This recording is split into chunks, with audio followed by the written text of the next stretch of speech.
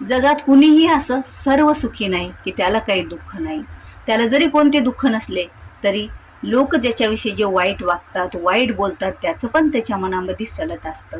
पण लोकांनी कितीही वाईट आपल्याशी वागलं, आपण चांगलं वागून सुद्धा आपल्याला नाव ठेवलं, तरीही आपण तिथं आपल्या मनाचं खच्चीकरण होऊ द्यायचं नाही. लोक म्हणालेत म्हणून आपण आपलं चांगलं वागणं कधीच सोडायचं नसतं. अहो, तुम्ही काय वागता, तुमच्या मनात काय चाललंय, तुम्ही जनात कसं वागता, तुमचं आचरण कसं आहे, तुमचं मन किती पवित्र आहे, हे सर्व जाणणारं म्हणजे आपले स्वामी समर्थ महाराज, आपले भगवंत.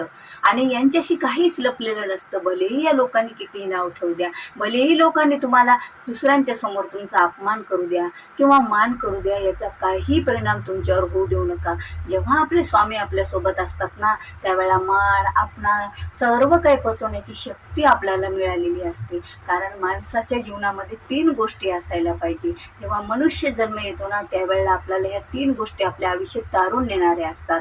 त्या गोष्टी म्हणजे आपलं शुद्ध अंतकरण, आपलं शुद्ध आचरण आणि नामस्मरण. कारण कलियुगामध्ये नामस्मरणा इतकं मोठी शक्ती दुसरी कोणती नाही. जे नामस्मरण करील ना, ते तरणार आहे. आपल्या या जीवनात नाही तर जन्मोजन्मीत त्याचं कल्याण होणार आहे. कारण नामस्मरण असं आहे की सतत आपण नामस्मरण करत राहतो, आणि ज्या वेळेला आपण नामस्मरण करतो मनातल्या मनात, त्यावेळेला भगवंत आपल्या सभोवतालीच राहतो. बघा, तुम्ही बघा, जेव्हा तुम्ही एखादं आचरण करत असता, चांगलं असो किंवा वाईट असो, वाईट जेव्हा यावेळेला आपण आचरण करतो, त्यावेळेला आपण मनातल्या मनातच आपल्याला, जरी दुसऱ्याने आपल्याला कितीही चांगलं म्हणू द्या, पण तुमच्या मनाला माहीत असतं हे वाईट आहे आणि ही चुकीचं आहे आणि मी चुकीची दिशा पकडलेली आहे. मग या चुकीची दिशा जरी तुम्हाला जगात माहीत नसेल तुम्ही काय चूक करायला, पण तुमच्या मनाला माहीत असतं आणि त्या भगवंताला माहीत असतं. म्हणून चुकीचं आचरण करण्यापूर्वी आपण 100 वेळा विचार करायचा की नाही बाबा, आपल्याला वागायचं ते चांगलंच वागायचं, आपल्याला आचरण हे शुद्धच ठेवायचं. आता आचरण जेव्हा आपण शुद्ध ठेवतो, आचरण शुद्ध जेव्हा ठेवतो ना, त्यावेळेला आपल्याला भगवंत आपला पाठीराखा राहतो. आचरण शुद्ध ठेवायचं म्हणजे तुम्ही जे दिवसभर तुम्ही कार्य करता, तुमचे जे कर्म आहेत, त्या कर्मानुसार आपलं प्रारब्ध घडत असतं बघा. आणि आपले कर्म हे सत्याच्या मार्गावरचं असायला पाहिजे. भलेही आपले कर्म करताना काही इच्छा आकांक्षा ह्या पूर्ण होण्यासाठी जर आपल्याला उशीर लागला, तरीही आपल्याला डगमगायचं नाही. कारण जे सत्य असतं का, त्या सत्यातून विजय हा उशिराच मिळत असतो, पण मिळतच असतो. आणि हा ज्या सत्यातून विजय मिळतो ना, जो संघर्षातून विजय मिळतो ना, त्यावेळेला जो आनंद होतो आणि जो देवांचा आशीर्वाद मिळतो ना, त्याची गणना कुणीही करू शकत नाही. कारण जे सत्याच्या मार्गातून आपण कमवतो, ज्या सत्याच्या मार्गातून आपलं आचरण कमवतो, आपलं अंतकरण शुद्ध आणि पवित्र ठेवतो, त्यावेळेला भगवंत हा आपल्या साक्षात समोर असतो.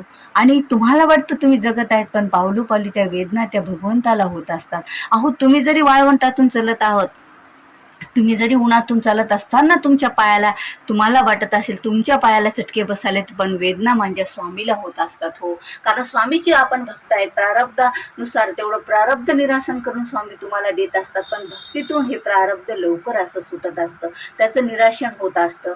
मग आपल्याला जे चटके लागतात त्याच्या वेदना माझ्या स्वामीला होत असतात. म्हणून जीवन जगताना नामस्मरण करत राहत तर स्वामी आपल्या आयुष्यभर सोबत राहतात. कारण नामस्मरण करण्यासाठी अशी कोणतीही पुंजी लागत नाही. फक्त आपल्या मनातल्या मनात जरी तुम्ही नामस्मरण केलं ना, तरीही स्वामीपर्यंत ते पोहोचत असतं. स्वामींच्या चरणापर्यंत आपली ही भक्ती पोहोचत असते, आणि या भक्तीतून आपल्याला तारणारे हे आपले स्वामी असतात. आणि कधीही शुद्ध आपलं काय ठेवायचं आहे, आपल्याला अंतकरण. कधीही लोकांबाबत ईर्ष्या ठेवायची नाही किंवा वाईट त्यांचा विचार करायचा नाही की याचं मला, माझ्याशी हा असा वागला म्हणून याचं वाईट होऊ द्या, नाही. कारण तुमच्याशी जो वाईट वागला ना, त्याला शिक्षा देणारे आपण कोण? त्याला शिक्षा देणारे तर हे भगवंत आहेत, हे स्वामी महाराज आहेत. आपण कशाला, आपण त्यांनी वाईट वागलं आणि आपण त्याच्या वाईटाचा हिस्सा नाही बनायचं. आपण आपलं अंतकरण शुद्ध ठेवायचं. आपण आपला अंतकरणात त्याच्याविषयी ईर्ष्या, त्याच्याविषयी द्वेष, त्याच्याविषयी कोणतीही कपटाची भावना आपल्या मनात आणायची नाही. भलेही त्याने कितीही वाईट वागू द्या, पण आपण हे चांगलंच वागायचं. कारण हा मनुष्य जन्म, हा माणसाला असं म्हणतात की एकदाच मिळतो. मग एकदा मनुष्य जन्म मिळतो, आणि या जन्मामध्ये आपण जर चांगले कर्म केले तर किती न किती जन्म आपले तारून नेणारे हे माझे स्वामी महाराज असतात. कारण स्वामी महाराज स्वामी महाराजांचं जेव्हा आपण नामस्मरण करतो ना, त्यावेळेला तर अंतःकरण आपलं शुद्ध होतं, आपलं आचरण सुद्धा पवित्र होतं आणि शुद्ध होतं, आणि आपलं नामस्मरण हे आपल्याला आयुष्य जगताना तारून नेणारं असतं. नामस्मरणात एवढी शक्ती आहे हो, की नामस्मरणामुळे आपली नौका ही पाण्यामध्ये संसाराशी कधीच बुडत नसते बघा. कारण तरी तुम्हाला वाटत असेल ती डगमगायली, तरी ती बुडत नसते, कारण स्वामींचा हात त्या नौकेला असतो आपल्या संसाराच्या, आणि ती नौका स्वामी चालवत असतात. तुम्ही कोण चालवणार आहे? जेव्हा तुम्ही एखादा विचार वाईट किंवा तुमच्या प्रारब्धाद्वारे थोडीशी ती डगमगत असते, पण ती पूर्णतः बुडू शकणार नाही, कारण स्वामी आहे सोबतीला. स्वामी त्या नौकेत बसलेले आहेत, ते नौका ते चालवत आहेत. अहो, तुम्ही चालत आहेत, पण तुमच्या पाठीमागे एक एवढी मोठी शक्ती आहे की त्या शक्तीचा तुम्ही विचारही करू शकणार नाहीत.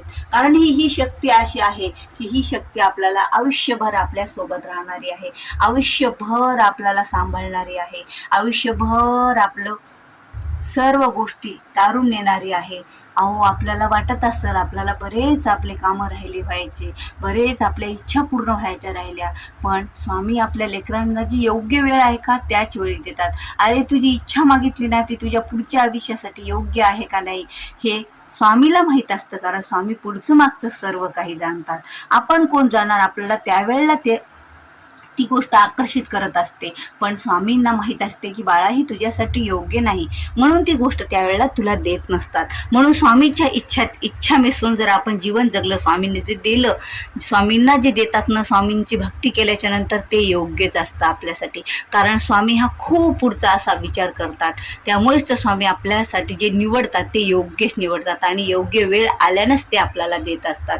कारण आपल्याकडून स्वामीला खूप काही नामस्मरण, खूप काही सेवा करून घ्यायच्या असतात. सेवा कशासाठी करून घ्यायच्या असतात? की आपलं जे पूर्वीच्या जन्माचं काही पाप किंवा या जन्मातलं किंवा कधीतरीचं प्रारब्ध जड असतं, त्या प्रारब्धाचं निराशन हे सेवेतून, भक्तीतून, श्रद्धेतून, जे काय आपण सेवा करतो, जे काय आपण पूजा करतो, जे काय आपण नामस्मरण आराधना करतो, त्याद्वारे ते निरासन होत असतात. म्हणून स्वामी आपल्याकडून हे सर्व काही करून घेत असतात. म्हणून खचून जाऊ नका. ज्या वेळेला जास्त दुःख वाटायला असतात, ज्या वेळेला आपण संकटात असतो, त्यावेळेला तेवढेच जास्त हे स्वामीचं लक्ष आपल्याकडे आहे हे समजायचं, कारण स्वामी आपल्याकडून नामस्मरण करून, सेवा करून आपलं प्रारब्ध निरासन करत आहेत, आणि आपल्यासोबत पुण्याची पुंजी आपल्याला एकत्र करून देत आहेत. म्हणून तर स्वामी भक्तांनो, तुम्ही खच्चीकरण करू नका, कारण जेव्हा स्वामींनी तुमचा हात पकडला ना, त्यावेळेला तुम्हाला घाबरायची गरजच नाही. अहो, तुम्ही फक्त चालत आहेत, पण दिशा हे स्वामी दाखवत आहेत हे तुम्हाला माहीत नसतं. म्हणून तर आपल्या स्वामीवर श्रद्धा आणि विश्वास ठेवूनच आपल्याला आपलं आयुष्य हे जगायचं असतं. व्हिडिओ आवडला, व्हिडिओला लाईक करा, शेअर करा, नवीन असाल तर सबस्क्राईब करा. झालेली सेवा श्री स्वामी चरणी अर्पण. श्री स्वामी समर्थ.